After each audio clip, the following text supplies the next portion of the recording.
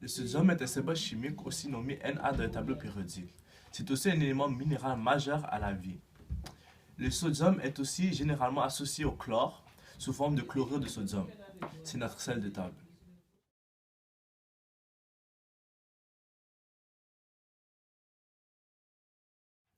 L'importance des vitamines et minéraux.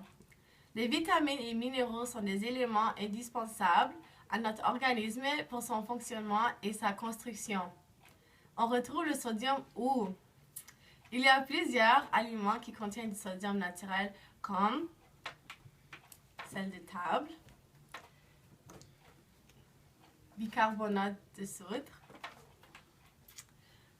soupe et sauce en poudre, sauce soya, autres sauces et assaisonnements pour salade.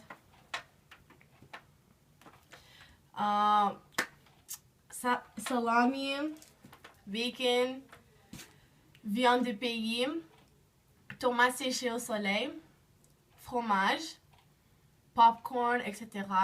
Aliments marinés, crabes d'eau de mer.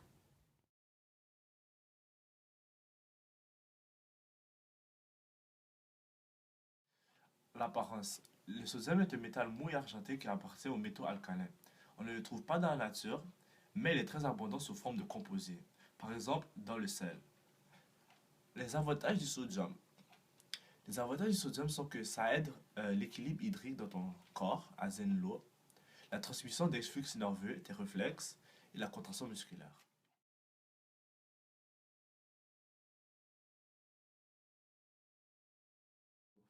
Le nombre maximal des milligrammes de sodium qu'on devrait consommer est 2300 mg par jour.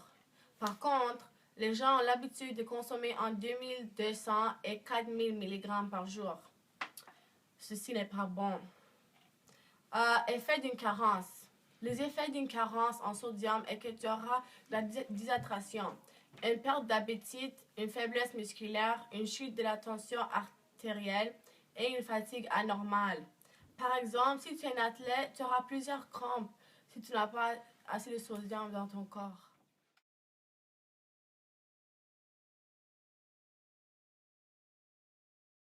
Les effets négatifs du sodium est que ça cause de la fatigue anormale et des blocages artériels. Après tout ce qu'on vous a dit, pour conclure, le sodium est un élément important pour l'être humain car ça fournit des énergies importantes. Cependant, ce n'est pas idéal d'en consommer trop parce que ça peut causer plusieurs dommages comme le cholestérol et l'hypertension. Donc, il faut regarder le taux que vous consommez.